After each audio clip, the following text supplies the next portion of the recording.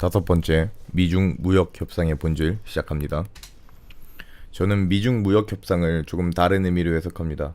다음 시스템으로 넘어갈 때 이 신용 경제가 끝나고 다음 시스템으로 넘어갈 때는 그들은 이 신용 경제 시스템보다 불안화폐보다 더 완벽한 시스템을 구축하려고 노력할 겁니다.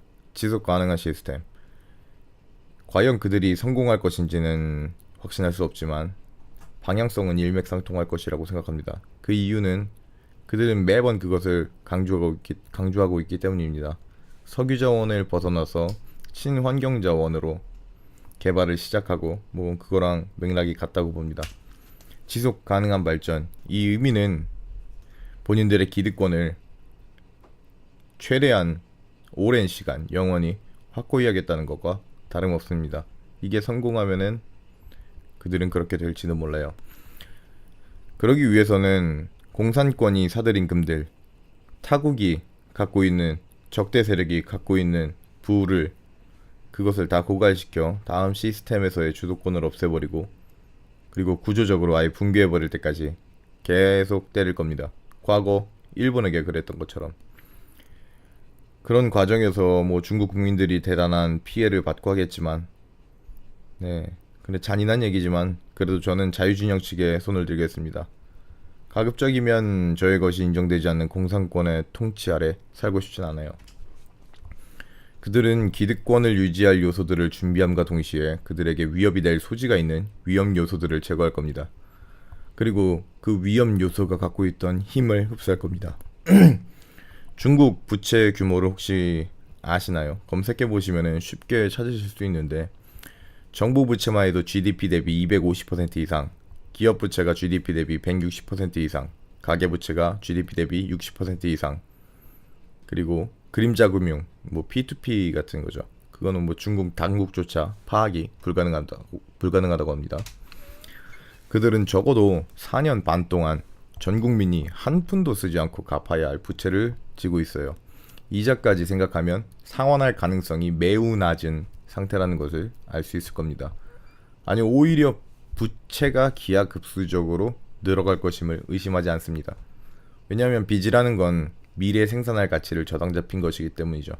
이자라는 어마어마한 올가미 아래 그들은 이자를 갚기 위해서 더 생산하여야 같은 수준의 생활을 영위할 수 있을 것이지만 안타깝게도 이 단기 사이클, 장기 사이클이 모두 다 끝나가는 이 시기에는 세계에 부어진 부의 총량은 더 이상 드라마틱하게 팽창하지 않을 겁니다. 그리고 중국 기업들 또한 줄도산을 하면서 경쟁력을 잃었죠. 게임은 끝났고 중국은 이미 좀비 국가나 다름없습니다. 이미 이것은 무역 협상이 아니라 무역 협박입니다. 다 내놓고 죽어라는 것과 다름이 없습니다. 개인적으로 중국을 측은히 생각하진 않아요. 그들은 여태 다른 국가에게 굉장히 오만불손하였죠. 대놓고 대국인이 소국인이라며 대한민국을 무시하고 중어 사상을 내세웠으며 그들과 손잡은 국가 1대1로 참여국들은 모두 도산할 지경에 빠졌습니다. 세계 여러 기업들의 기술을 불법적으로 훔쳤고 각국의 시장들을 교묘하게 잠식했습니다. 제 기준에서 중국은 마땅히 무너져야 될 국가입니다. 여기서 생각해 볼 것들이 몇 가지가 있는데요. 중국의 큰 기업들은 대부분 국영기업과 다름없다는 점, 그리고 그 기업들이 지난 10수년간 전 세계의 기술들을 도둑질했다는 점, 중국이 도둑질했다는 점, 그 도둑질한 기업들이 누군가에게 돈을 빌렸다는 점, 그 돈을 상환하지 못하면 기업을 뺏길 위험이 크다는 점, 그러면 그 돈을 빌려준 이들이 그 기술들을 가질 거라는 점입니다. 중국이 해왔던 파렴치한 짓들을 그들은 의도적으로 방관했다고 예상합니다. 이 순간을 위해서 중국의 붕괴와 그들이 가진 모든 것을 앗아가려는 거대한 덫에 중국은 걸려는 겁니다. 이에 중국 국민들은 선택해야 할 시기가 올 겁니다. 중국의 일부로 죽어갈 건지 중국을 부정하며 깨어날 건지. 물론 중국에게 빚을 지은 쪽이 어딨냐고요?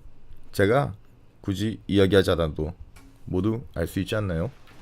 네, 감사합니다. 다음 시간에 다시 찾아오겠습니다.